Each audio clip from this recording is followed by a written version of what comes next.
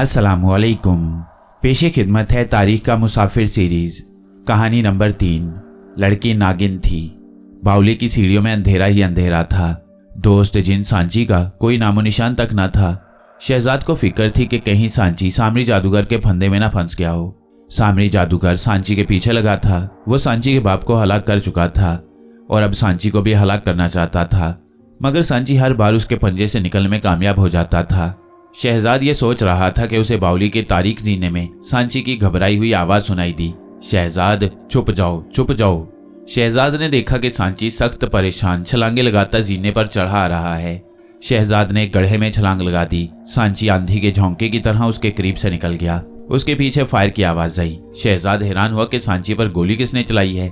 उसी लम्हे बावली की सीढ़ियों से एक स्याह नकाबपोश बाहर निकला, जिसके हाथ में पिस्तौल था। वो सांची पर धड़ाधड़ फायरिंग कर रहा था। पिस्तौल में से आग के शोले निकल रहे थे। सांची ने सर नीचे कर लिया। स्याह नकाबपोश दौड़ता हुआ आगे निकल गया। जब पिस्तौल की फायरिंग की आवाज बहुत दूर चली गई तो किसी ने पीछे से शहजाद के कंधे पर हाथ रख दिया।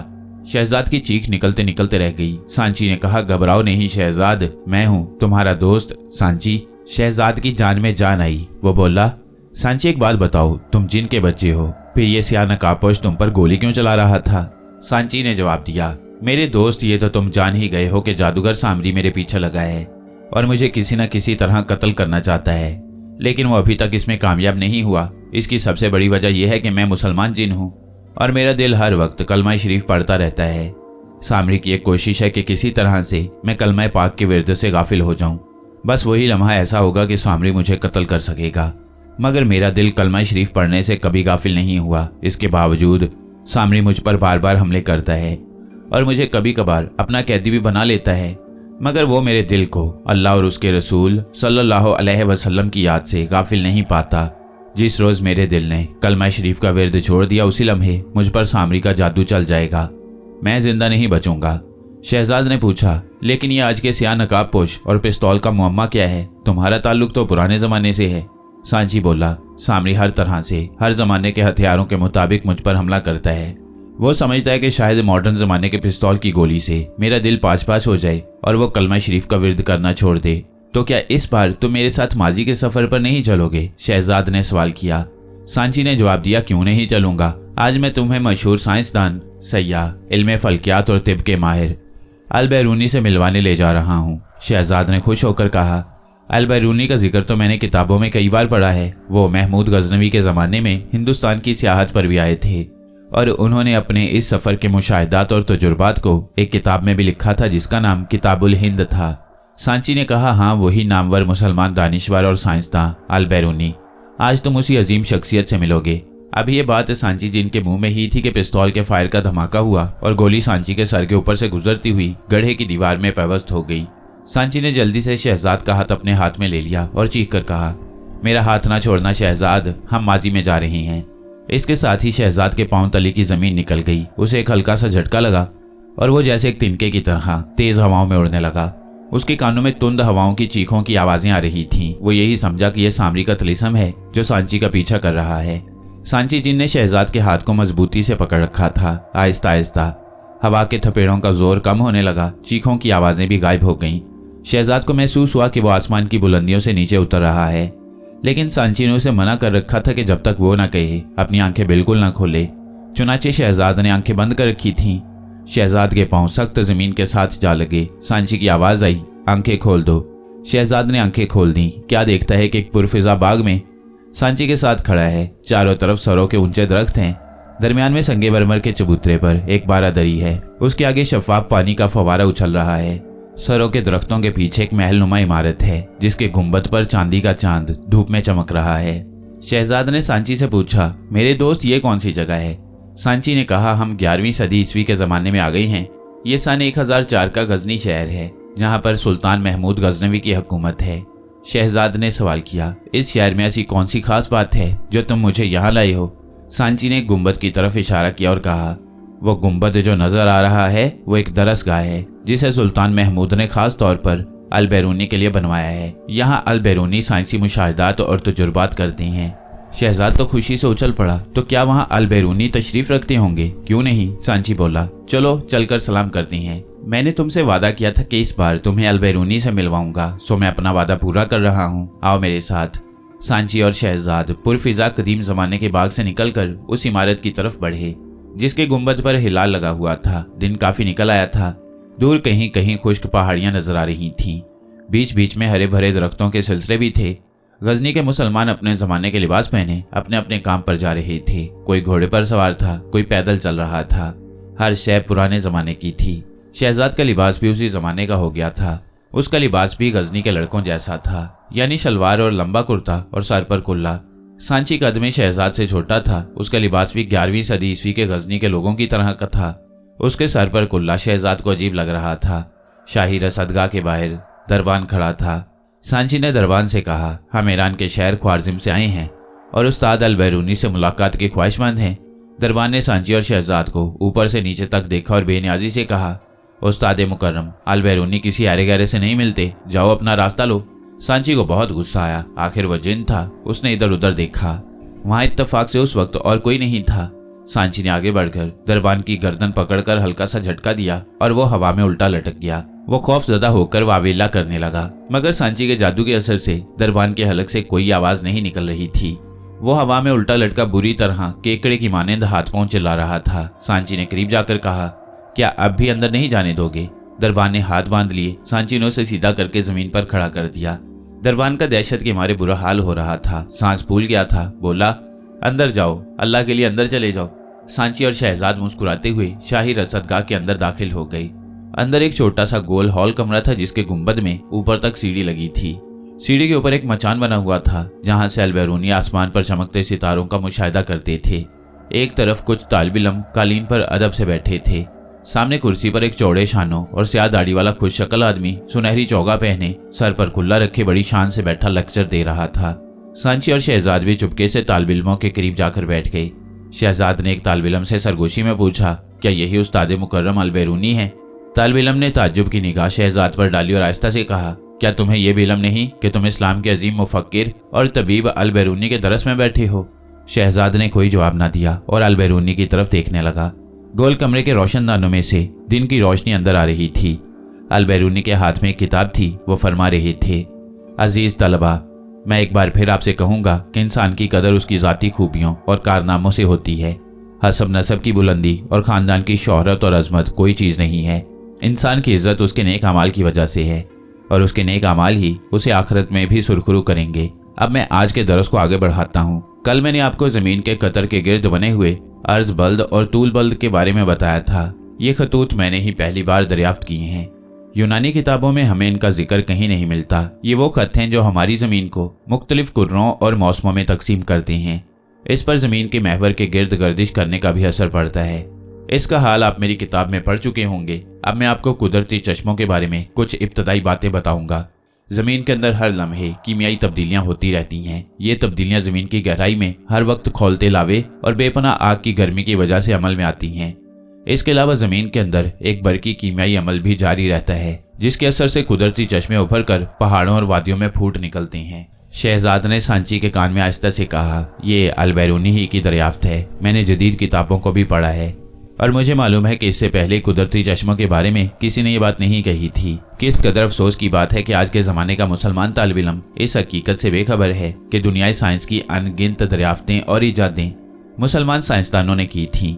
अल-बैरूनी की निगाह अचानक शहजाद पर पड़ी। उन्होंने अपना लेक्चर रोक दिया और शहजाद से पूछा, बरखुरदार, तुम नए तालिब-इल्म लगते हो, कहाँ से आना हुआ तुम्हारा? शहजाद ने बड़े अदब से अर्ज की, उस्ताद मुकर्रम, मेरा नाम शहजाद है। ये मेरा दोस्त सांची है। हम ख्वारज़म शहर से आए हैं। हमें आपसे मुलाकात करने और आपके दरस में बैठने की बड़ी तमन्ना थी। अल-बैरूनी ने मुस्कुराकर बड़ी शफकत से कहा, मैं तुम्हारी इल्म दोस्ती और इल्म के शौक की कदर करता हूँ बरखुरदार। ख्वारज़म मेरा शहर है। उसके करीब एक गाँव में पैदा हुआ था। मगर हर मजलिस के कुछ आदाब होते हैं। जब उस्ताद दरस दे रहा हो तो आपस में बातचीत नहीं किया करते। शहजाद ने माजरत करते हुए कहा, उस्ताद मुकर्रम, मुझे माफ़ कर दीजिएगा। अल-बैरूनी मुस्कुराए और अपना दरस दोबारा शुरू कर दिया। अजीज तलबा, ज़मीन के अंदर के इस कीमियाई और बरकी अमल की वजह से नबातात में भी मुख्तलिफ खासियतें पैदा हो जाती हैं। जो कीमती और कारआमद जड़ी बूटियों की शक्ल में हमारे सामने आती हैं। उन पर सूरज की छुआएं भी अपना अलग असर डालती हैं। मैं इन जड़ी बूटियों के ख्वास यानी उनकी अलग अलग खासियतों और असर पर भी एक किताब लिख रहा हूँ। इसके बाद अल बैरूनी ने उन जड़ी बूटियों के यूनानी, लातीनी और अरबी सब नाम गिनवाए और कहा, इन जड़ी बूटियों पर उस्ताद मोहतरम इब्ने सीना भी बड़ी मेहनत से काम कर रही हैं। मैंने उनसे भी बहुत कुछ सीखा है। जब अल बैरूनी का लेक्चर खत्म हुआ तो तालिब इल्म सलाम करके अदब से बाहर निकलने लगे। शहजाद और सांची एक तरफ खड़े रहे। जब अल बैरूनी अकेले रह गए तो शहजाद ने अर्ज की, उस्ताद मुकर्रम, आपने मुल्क हिंदुस्तान की सियाहत पर भी तो एक किताब लिखी थी। बरखुरदार, अभी तक मैंने हिंदुस्तान की सियाहत ही नहीं की तो किताब कहाँ से लिखूंगा। सांची ने शहजाद के चुटकी भरी। तब शहजाद को एहसास हुआ कि उसके मुंह से आने वाले जमाने की बात निकल गई जो उसे नहीं कहनी चाहिए थी। शहजाद ने तो तारीख की किताब में पढ़ा था कि अल बैरूनी ने मुल्क हिंदुस्तान की सियाहत की और एक किताब लिखी जिसका नाम किताबुल हिंद था, मगर वो अल बैरूनी के जमाने में उनके सामने खड़ा था और अभी अल बैरूनी ने यह सफर नहीं किया था। शहजाद ने फौरन अर्ज की, उस्ताद मुकर्रम, मेरे कहने का मतलब ये था कि मैंने कावा खाने में किसी को कहते सुना था कि आपको सैर व सियाहत का भी बेहद शौक है और आपने हिंदुस्तान के मुल्क की सियाहत की है। जाहिर है आपने जब सियाहत की है तो उसके बारे में किताब भी लिखी होगी। अल बैरूनी ने कहा, हाँ, मेरा इरादा मुल्क हिंदुस्तान की सियाहत करने का ज़रूर है और उस मुल्क के हालात पर एक किताब भी लिखने का ख्याल है, लेकिन अभी मुझे इस रसदगाह में सितारों की गर्दिश और रोशनी की असलियत पर कुछ तहकीकात मुकम्मल करनी है। उसके बाद सियाहत को रवाना होऊंगा। शहजाद ने डरते डरते कहा, जनाब, क्या आप इस सफ़र में मुझे अपने साथ ले चलेंगे? मैं आपकी बड़ी खिदमत करूंगा, हर तरह ख्याल रखूंगा। अल बैरूनी ने रसदगाह के चबूतरे की तरफ जाते हुए कहा, जब इसका वक्त आएगा तो सोचा जाएगा। सांची ने शहजाद को कोहनी मारी और आहिस्ता से कहा कि अब इजाज़त लो। शहजाद ने अल बैरूनी की खिदमत में अर्ज की, उस्ताद मुकर्रम, अब हमें इजाज़त दीजिए, हमने आपका बड़ा कीमती वक्त बर्बाद किया। अल बैरूनी ने कोई जवाब ना दिया और एक दूरबीन के साथ आंख लगाकर आसमान का मुतालिया करने लगे। सांची ने शहजाद को बाजू से पकड़ा और खींचकर हॉल कमरे से बाहर ले आया। बस यार शहजाद, आज इतनी ही मुलाकात काफ़ी है। क्या तुम अल बैरूनी के साथ मुल्क हिंदुस्तान की सैर व सियाहत करोगे? क्यों नहीं, शहजाद बोला, ये मेरे लिए एक बहुत अजीब एडवेंचर होगा। मैं हिंदुस्तान को इलाका भी देखूंगा जिसे 900 साल बाद पाकिस्तान की शक्ल में दुनिया के नक्शे पर उभरना है। मैं अपना शहर भी देखूंगा कि वो 900 साल पहले किस तरह का था। हाँ, ये तो बड़ा दिलचस्प होगा, सांची ने अपने कान हिलाते हुए कहा। कभी कभी सांची अपने कानों को भी हिला लिया करता था। जब वो रसदगाह से बाहर निकले तो सांची को देखते ही दरबार ने हाथ बांध लिए और खौफ से थर थर कांपने लगा। वो सांची को कोई जबरदस्त जादूगर लड़का समझ रहा था। सांची ने हाथ मिलाकर कहा, ठीक है दोस्त, अब मैं तुम्हें उल्टा नहीं लटकाऊंगा, मगर याद रखो ये मेरा दोस्त शहजाद है। ये जब भी यहाँ आए इसे हरगिज हरगिज मत रोकना। दरबार ने झट कहा, हजूर, इसे रोककर मुझे मरना है क्या? जैसा आपने फरमाया वैसा ही होगा। सांची और शहजाद हंसते हुए दूसरी तरफ निकल गए। चलते चलते वो गजनी शहर की तरफ एक सराय में पहुंच गए। शहजाद ने सांची से कहा, सांची मेरे दोस्त, अजीम मुसलमान साइंसदान अल बैरूनी जब तक गजनी में हैं, मैं भी इसी शहर में रहकर उनके लेक्चर सुनना और इल्म हासिल करना चाहता हूँ। इसके बाद जब वो मुल्क हिंदुस्तान की सियाहत को जाएंगे तो मैं भी उनके साथ चला जाऊंगा, मगर सवाल यह है कि हमारे पास पैसे नहीं हैं कि सराय के मालिक को किराया दे सकें। रहेंगे कहाँ? सांची ने अपनी कुल्ला उतारकर सर पर हाथ फेरा और बोला, अभी तक जादूगर सामरी को मेरे यहाँ आने की खबर नहीं हुई। मैं बड़े आराम से तुम्हारे पास रह सकता हूँ। जब तक मैं तुम्हारे साथ हूँ तुम्हें किसी चीज की फिक्र नहीं करनी चाहिए। तुम उस दरख्त के पास जाकर बैठ जाओ, मैं सराय में ठहरने का बंदोबस्त करता हूँ। शहजाद दरख्त के नीचे जाकर बैठ गया। सांची ने देखा कि सराय का मालिक उठकर अंदर कोठरी में गया।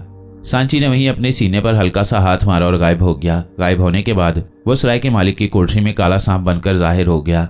जो ही सराय का मालिक चारपाई उठाने के लिए झुका, सांची फुंकार मारकर उसके सामने आ गया और फन लहराने लगा।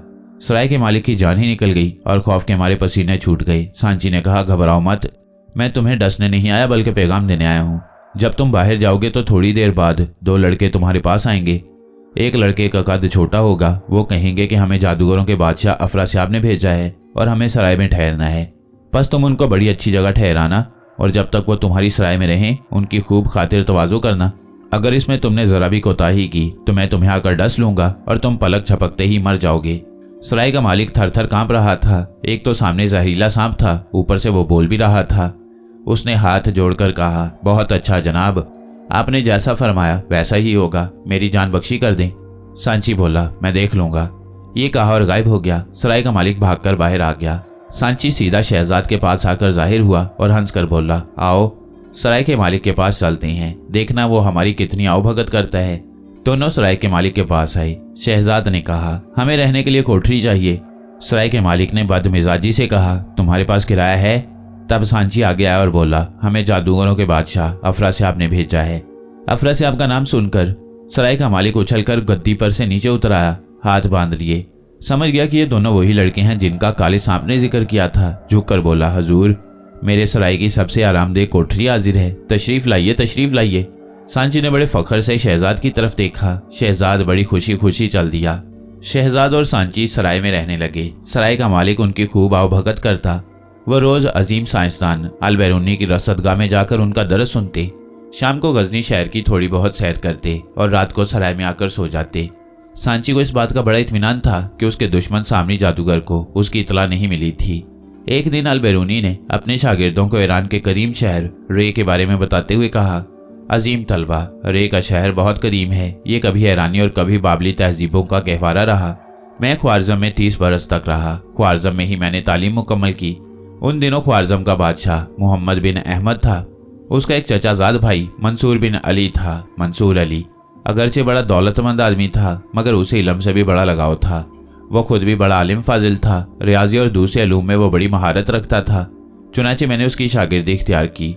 हम दोनों ने मिलकर रियाजी पर तहकीक की और 12 किताबें लिखीं।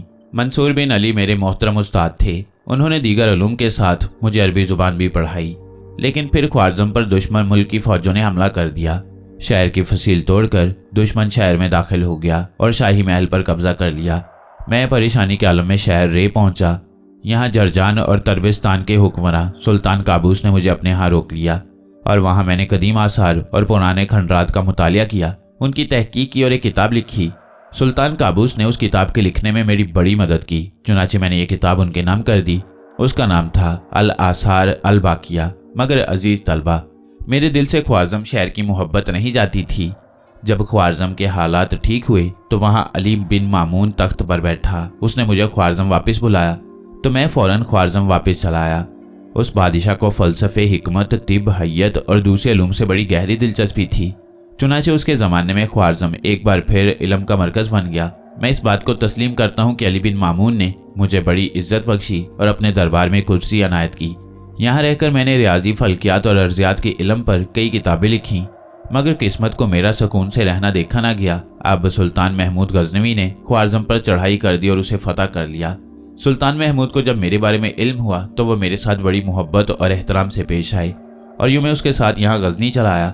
सुल्तान ने मेरी तहकीकात और फल्की मुशाहिदात के लिए ये शाही रसदगाह तामीर करा दी, जहाँ मैं इस वक्त अपने अजीज़ तलबा को दरस देता हूँ। शहजाद भी दूसरे तलबा के दरमियान बैठा अल-बैरूनी का लेक्चर सुन रहा था। अल-बैरूनी ने बिल्कुल वही बातें बयान की थीं जो शहजाद ने तारीख की किताबों में पढ़ी थीं। शहजाद जानता था कि अल-बैरूनी के बचपन के हालात किसी मौर्रिख को ज्यादा मालूम नहीं हो सके थे। चुनाचे उसने सवाल कर दिया कि उस्ताद मुकर्रम, कुछ अपने बचपन के बारे में भी बयान फरमाइए। इस पर अल-बैरूनी ने बड़ी संजीदगी के साथ कहा, अजीज़म, मेरे बचपन के हालात वैसे ही हैं जैसे हमारे गांव में दूसरे लड़कों के थे। उनमें कोई ख़ास बात नहीं है। मैं ख्वारज़म के करीब एक गांव में पैदा हुआ। मेरा असल नाम अबू रिहान है। उस ज़माने में ख्वारज़म इल्मी मरकज़ था। यह शहर हमारे गांव के करीब ही था। मैं इल्म हासिल करने के शौक़ में ख्वारज़म चला गया। एक तालिब इल्म ने पूछा, उस्ताद मोहतरम, क्या अल-बैरूनी आपका लक़ब है? अल-बैरूनी ने मुस्कुराते हुए कहा, नहीं, ये मेरा लक़ब नहीं है। बात असल में यह है कि उस ज़माने में बाहर से कोई ख्वारज़म में तालीम हासिल करने आता था तो वहाँ के लोग उसे अल-बैरूनी के नाम से पुकारते थे, यानी यह बैरून मुल्क से आया है। अब ऐसा इत्तफाक हुआ कि लोग मेरा असल नाम अबू रिहान तो भूल गए और मुझे अल-बैरूनी के नाम से पुकारने लगे। शहजाद ने कहा, उस्ताद मोहतरम, आपको अपने बचपन के बारे में कोई किताब ज़रूर लिखनी चाहिए। इस पर अल-बैरूनी ने फरमाया, बरखुरदार अजीज़म, मैं इल्मी तहकीक और जुस्तजू में इतना मसरूफ़ रहता हूँ कि मुझे इतनी फुर्सत ही नहीं मिलती कि अपने बचपन के बारे में सोचूं या कुछ लिखूं। अब मैं तुम्हें कुछ समुद्री और मैदानी हवाओं के बारे में बताऊंगा। तुमने देखा होगा कि कभी हवा समुंदर की तरफ से खुश्की की तरफ और कभी खुश्की की तरफ से समुंदर की तरफ चलती है। समुंदर और खुश्की में खास फ़र्क यह है कि ज़मीन की मिट्टी पानी के मुकाबले में जल्द गर्म और जल्द ठंडी हो जाती है।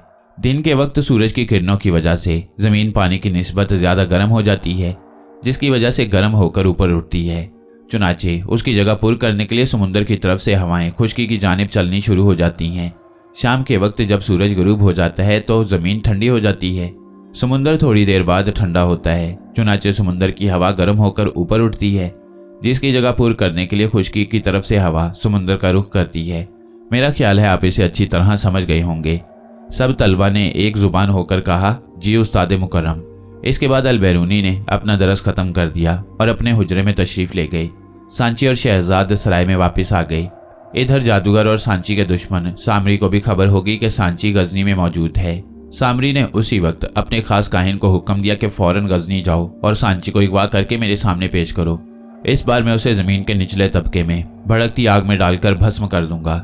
जादूगर काहिन उसी वक्त बाबल से गजनी की तरफ रवाना हो गया। सामरी ने शीशे के एक प्याले में सांची की तस्वीर काहिन को दिखा दी थी। काहिन गजनी पहुंचा तो रात हो गई थी। वो कोई सराय तलाश करने लगा जहां रात बसर कर सके।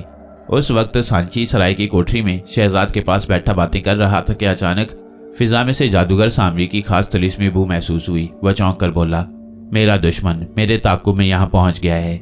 सांची चारपाई पर से उठ खड़ा हुआ। उसने कोठरी की खिड़की में से बाहर झांक कर देखा। सराय का मालिक घास पर बैठा काहिन से कोई बात कर रहा था। सांची ने जल्दी से खिड़की बंद कर दी और शहजाद से कहा, सामरी का आदमी यहाँ आ गया है, मैं चलता हूँ, फिर मिलूंगा। ये कहकर सांची ने सीने पर हाथ रखा और गायब हो गया। शहजाद ने खिड़की से बाहर देखा। एक मुंडे हुए सर वाला आदमी उसकी कोठरी की तरफ बढ़ रहा था।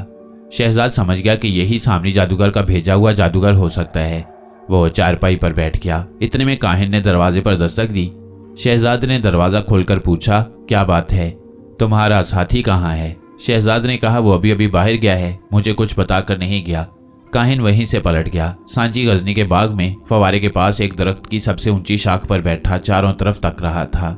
काहिन भी उसकी बू लेता बाग में पहुंच गया। सांची ने उसे देखा तो गैबी हालत में फिजा में बुलंद हुआ। काहिन ने अपने तिलिस्म की मदद से सांची को देख लिया। उसने नीचे से एक मंत्र पढ़कर फूंका। सांची के आसपास फिजा इतनी गर्म हो गई कि उसका गैबी बदन जलने लगा। वो नीचे जमीन पर आ गया। काहिन ने उस पर दूसरा मंत्र फूंका। सांची ने फिजा में ऊपर उठने की कोशिश की, मगर वो इसमें कामयाब ना हो सका। उसके पांव जमीन ने पकड़ लिए थे। काहिन ने अपने कुर्ते के अंदर से एक छोटा सा मर्तमान निकाला और सांची की तरफ बढ़ा। सांची, तुम मेरे तिलिस्म से बाहर नहीं निकल सकोगे। सांची ने बहुत कोशिश की, बड़े हाथ पांव मारे के किसी तरह फिजा में बुलंद होकर उड़ जाए या वहां से भाग जाए, मगर उसके पांव जमीन के साथ जुड़ चुके थे और जरा भी नहीं हिल रहे थे। काहिन उसके सर पर पहुंच गया। उसने एक झपटा मारकर सांची की गर्दन दबोच ली और इतनी तेजी से मंत्र पढ़कर फूंका कि सांची अपना बचाव भी न कर सका। दूसरे लम्हे सांची सब्ज रंग के एक मेंढक में तब्दील हो गया। काहिन ने उसे उठाकर मर्तमान में बंद किया और गायब हो गया। सामरी शहर बाबल के वीरान टीले के नीचे अपने महल में तख्त पर बैठा था कि काहिन ने हाजिर होकर वो मर्तमान उसको पेश कर दिया, जिसमें सांची मेंढक की शक्ल में बंद था। सामरी ने कहका लगाया और मेंढक की तरफ नफरत भरी नजरों से देखकर कहा, सांची, तुम्हारी मौत का वक्त आ गया है। मैं जानता हूं कि जिस दिन इस्लाम का कलमा तुम्हारा दिल पड़ता है उसकी वजह से तुम पर मेरे हमले का असर नहीं होता, लेकिन इस बार तुम मेरे हाथ से नहीं बच सकोगे। उसने अपने जल्लाद को हुक्म दिया कि सांची मेंढक को जमीन की गहराइयों में ले जाकर उस खड्ड में डाल दिया जाए जहां हर वक्त गरम गरम दहकता हुआ लावा उबलता रहता है। सांची ये सब कुछ सुन रहा था मगर बोल नहीं सकता था। उसने अपने दिल पर तवज्जो की। उसका दिल कलमा शरीफ का विर्द कर रहा था। उसी लम्हे सांची के दिल से सारा खौफ दूर हो गया। जल्लाद मर्तबान लेकर गार की सीढ़ियां उतरने लगा। न जाने कितनी सीढ़ियां उतरने के बाद वो जमीन के नीचे एक ऐसी जगह पर आकर रुक गया जहां एक गहरा खड्ड था। खड्ड के अंदर से उबलते हुए लावे की रोशनी और सिसकारने की आवाज आ रही थी। जल्लाद ने मर्तबान का ढक्कन खोल दिया। सांची ने दिल में अपने अल्लाह को याद किया और आंखें बंद करके दुआ की कि अल्लाह, जिंदगी और मौत सिर्फ तेरे हाथ में है, मुझे सामरी के जुल्म से बचा ले। इतना कहना था कि खड्ड में ऐसा धमाका हुआ जैसे नीचे कोई पहाड़ फट पड़ा हो। जमीन पर जलजला आ गया। जल्लाद लड़खड़ाया और खड्ड में गिर गया। उसके हलक से निकली हुई चीख नीचे खड्ड में देर तक सुनाई देती रही। मर्तमान उसके हाथ से छूटकर गार की दीवार के साथ टकरा कर टूट गया। सांची मेंढक की सूरत में फुदक कर सीढ़ियों पर आ गया और तेजी से ऊपर सीढ़ियां चढ़नी शुरू कर दी। वो एक सुराख में से टीले की चोटी पर निकल आया। उसी वक्त सामरी को पता चल गया कि सांची उसका दुश्मन फरार हो रहा है। उसने तख्त पर बैठे बैठे एक बाजू हवा में बुलंद करके उसे घुमाया और चीख कर कहा, सांची, तू मेरे इंतकाम से नहीं बच सकता। सांची टीले की चोटी पर आते ही मेंढक से लड़के जिनकी शक्ल में वापस आ गया। उसने सीने पर हाथ रखा और गायब होकर फिजा में बुलंद हुआ। जो ही उसने फिजा में गोता लगाया, कोई भारी शय उसके पांव से आकर टकराई और वो नीचे आने लगा। सांची ने झुक कर देखा, उसके पांव में लोहे का एक भारी कड़ा कहीं से आकर गिर पड़ा था, जिसका बोझ उसे नीचे ही नीचे लिए जा रहा था। फिर भी सांची ने हिम्मत न हारी और अपने आप को उठाए रखा और हवा में एक तरफ उड़ता चला गया। वो अंधेरे स्याह बादलों में आ गया। बादलों में बिजलियां कड़क रही थीं। सांची के जिस्म से बिजलियां पार होने लगीं, मगर वो उड़ता चला गया। स्याह बादलों में से निकला तो धूप चमक रही थी। नीचे एक दरिया सुर्ख चट्टानों में बह रहा था। दरिया के पार एक रेगिस्तान फैला था। उसकी हिम्मत जवाब दे गई। कुदरत ने उसकी जान बचा ली थी, मगर सामरी का तिलिस्म भी उस पर वार कर गया था। सांची को लोहे का तिलिस्मी कड़ा नीचे ले आया। वो दरिया के किनारे उतर गया। उसने अपने पांव पर पड़े हुए लोहे के कड़े को देखा। ये उसके पांव की हड्डी के साथ जुड़ गया था और हिलाने से नहीं हिलता था। सांची इंसान की शक्ल में जाहिर होकर एक तरफ चलने लगा। कड़े के बोझ की वजह से वो एक पांव को घसीट कर चल रहा था। चलते चलते वो दरिया के दूसरे किनारे रेगिस्तान में आ गया। यहाँ एक जगह खजूरों के बहुत से दरख्त थे। उन दरख्तों के दरमियान एक शिकस्ता कब्र बनी हुई थी। कब्र पर कुछ नहीं लिखा था। सांची उसके सामने टेक लगाकर बैठ गया। इतने में एक ऊंटनी सवार वहां अपनी ऊंटनी को पानी पिलाने आ गया। सांची को मालूम था कि उसके पांव में जो तिलिस्मी कड़ा डाल दिया गया है उसे कोई नहीं तोड़ सकेगा। वो ये मालूम करना चाहता था कि वो किस मुल्क में आ गया है। उसने ऊंटनी सवार से पूछा कि यह कौन सी जगह है। सवार ने कहा, यह मुल्क सिंध का इलाका है और तुम दीबल शहर के मशरिक में बैठे हो। दीबल पर मुसलमानों की हुकूमत है, मगर देहात में बुत परस्त ही रहती हैं। ऊंटनी सवार चला गया तो सांची सोचने लगा कि उसे कहाँ जाना चाहिए। पांव के बोझल तिलिस्मी कड़े की वजह से वो फिजा में ज्यादा देर तक परवाज नहीं कर सकता था। आखिर उसने दीबल जाने का फैसला किया कि वहां मुसलमानों की हुकूमत है और वो किसी सराय में कुछ देर क्याम कर लेगा। चुनाचे वो उठा और शहर दीबल की तरफ चलने लगा। दीबल पहुंचकर सांची गायब होकर बंदरगाह के करीब एक सराय की खाली कोठरी में रहने लगा। उसके दिल में ख्याल ये भी आया कि शायद शहजाद के इधर से गुजर हो, क्योंकि उसके कान में ये बात पड़ चुकी थी कि शहजाद बहुत जल्द अल बैरूनी के साथ मुल्क हिंदुस्तान सियाहत को निकलने वाला है।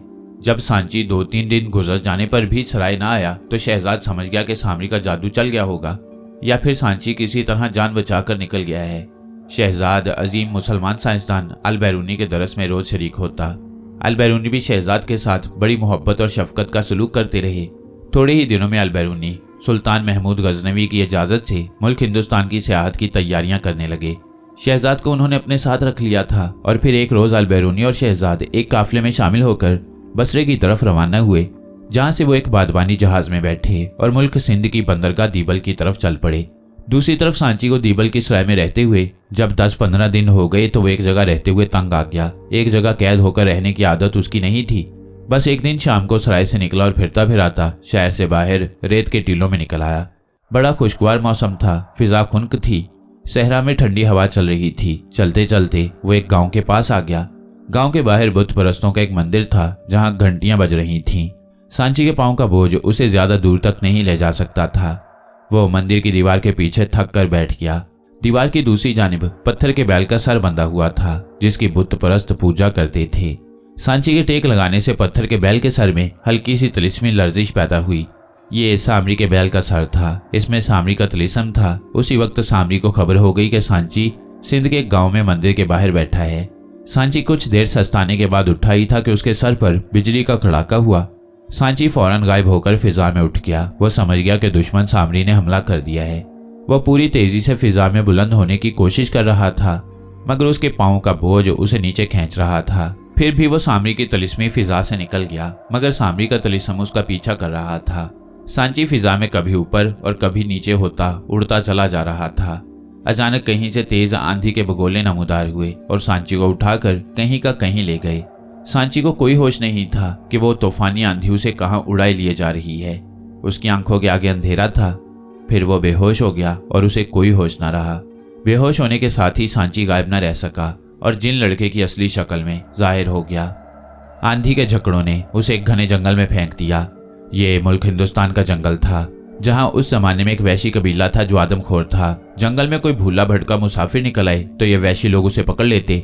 एक हफ्ते तक उसे खूब खिला पिलाकर मोटा करते और फिर आग पर भूनकर खा जाते। सांची बेहोशी की हालत में जंगल में जहां गिरा, वहां से उन आदमखोरों की झोंपड़ियां ज्यादा दूर नहीं थीं।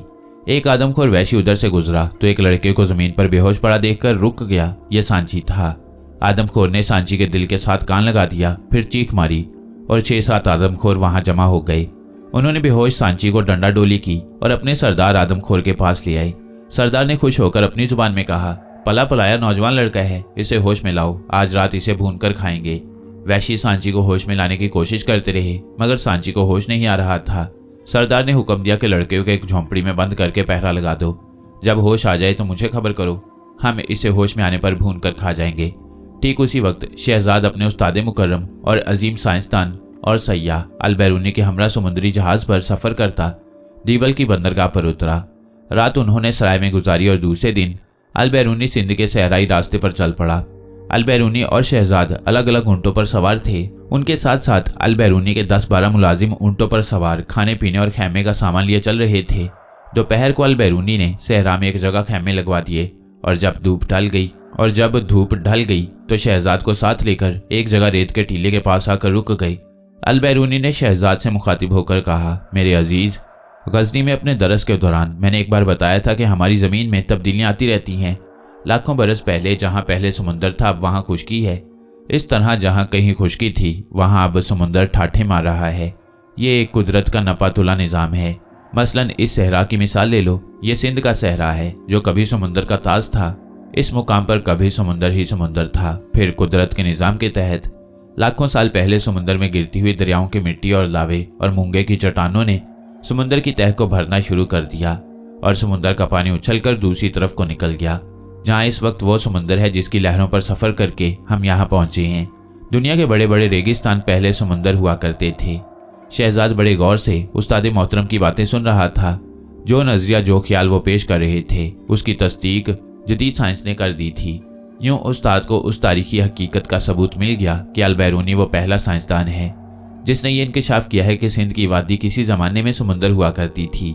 शहजाद का सीना फ़ख्र से फूल गया। उसे अपनी इस्लामी तारीख पर फ़ख्र महसूस हुआ कि मुसलमान नामवर साइंसदानों ने ऐसे असूल और नज़रिए कायम किए जो आगे चलकर जदीद साइंस की बुनियाद ठहरे और यूरोप के साइंसदानों ने अपनी मंजिल को पाया।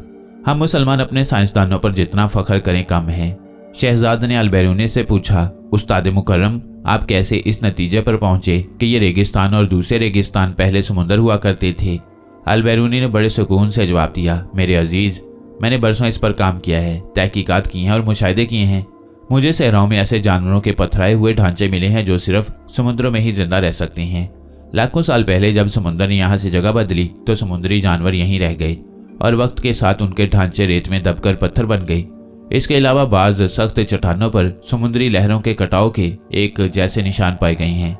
शहजाद अल-बैरूनी की इल्मियत से बेहद मुतासिर हुआ। उसने कहा, उस्ताद मोहतरम, आपका ये इंकशाफ तारीख की किताबों में सुनहरे लफ्ज़ों में लिखा जाएगा और आने वाले मुसलमान आप पर फ़ख्र करेंगे। अल-बैरूनी ने फरमाया, इंसानों को सिर्फ इल्म हासिल करना चाहिए, तहकीक और मुशाहिदा करना चाहिए, बाकी काम अल्लाह के सुपुर्द कर देना चाहिए। शहजाद ने कहा, उस्ताद मोहतरम, मुझे कुछ ज़मीन की कशिश के बारे में भी बताइएगा।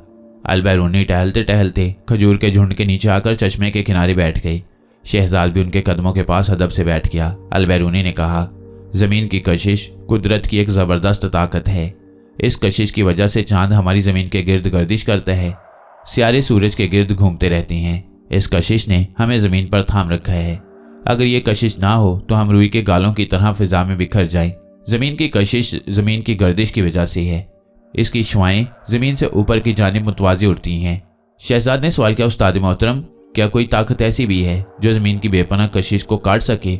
अल-बैरूनी ने कुछ सोचकर फरमाया, सिर्फ रफ्तार, तेज़ तरीन रफ्तार इस कुव्वत पर वक्ती तौर पर काबू पा लेती है। मिसाल के तौर पर तुम एक डोल को पानी से भरकर उसके साथ रस्सी बांधो और फिर उसको जोर से अपने सर के गिर्द घुमाना शुरू कर दो तो तुम देखोगे कि पानी का डोल उल्टा होने के बावजूद ज़मीन पर नहीं गिरेगा। इसकी वजह यह है कि घुमाने की वजह से रफ्तार पैदा हुई और रफ्तार ने आर्जी तौर पर ज़मीन की कशिश की शुआओं को काट दिया। इतने में खैमे की तरफ से गुलाम ने आवाज़ दी कि खाना लगा दिया गया है। अल-बैरूनी ने शहजाद के कंधे पर हाथ रखते हुए कहा, चलो बेटा, खाना खा लें, बाकी बातें फिर होंगी, और वो अपने खैमे की तरफ चल दिए।